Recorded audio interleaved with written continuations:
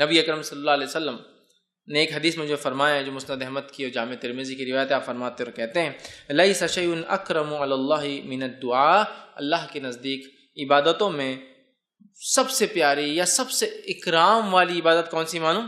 وہ ہے دعا۔ اللہ کے نزدیک اکرم، بہت اکرام اور عزت والا عمل کیا ہے معلوم؟ کہ انسان دعا کرے، اس لیے کہ دعا عاجزی ہے، دعا انکساری ہے، دعا بندہ اپنے آپ کو ذلیل اور خوار بتاتا ہے اپنے رب کے سامنے۔ ذلیل مطلب چھوٹا بتاتا ہے، کمزور بتاتا ہے، کمتر بتاتا ہے، اپنے رب کی بڑائی بیان کرتا ہے، یہ ہے دعا۔ تو اللہ کو بہت پسند ہے کہ بندہ کیا کرے، اس سے بہت اکرام کرتا اللہ اس عبادت کا، جس کو دعا کہتے ہیں۔ اور جب ہم حاجت روائی، مشکل کشائی کسی اور کو پکارتے ہیں، وہ بھی دعا ہے۔ دعا اسی کو تو کہتے ہیں متوجہ کرنے کے لیے کسی کو اپنی طرف۔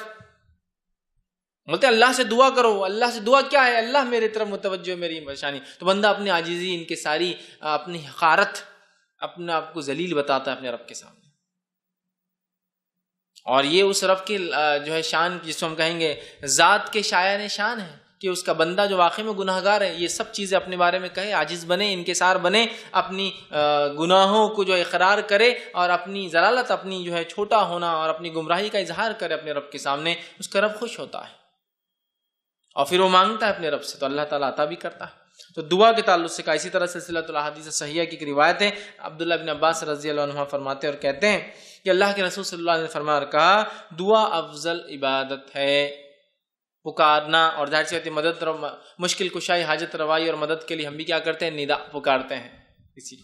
یہ افضل عبادت ہے، تو کوئی معمولی نہ سمجھے میں تو اس کو پکار لیا تو کیا ہوا، اللہ کو بھی تو مانتا ہوں نا، یہ تو سب سے افضل عبادت ہے دعا، اور تم اس کو ضائع کر رہے ہو، کسی اور کے لیے کر رہے ہو، یہ کیا ہو جائے گا؟ شرک۔ تو یہ بڑی اہم بات ہے، یاد رکھیں۔ اسی طرح